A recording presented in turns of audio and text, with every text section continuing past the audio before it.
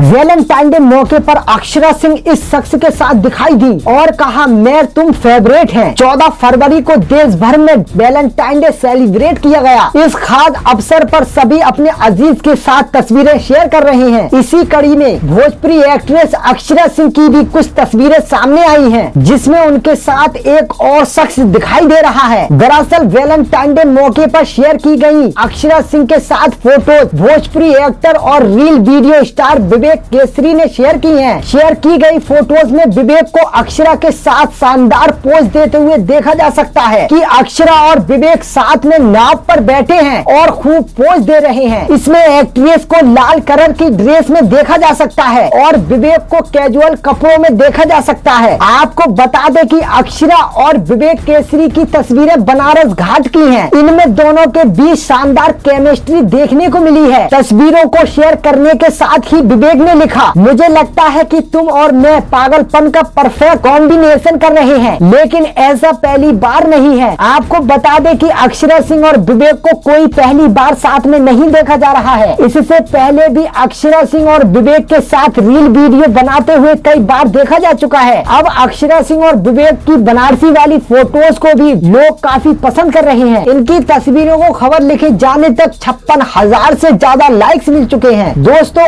आपको अक्षरा सिंह और विवेक की ये तस्वीरें कैसी लगी कमेंट में जरूर बताएं और भोजपुरी इंडस्ट्री से जुड़ी खबरों के लिए मेरे YouTube चैनल को जरूर सब्सक्राइब कर लें।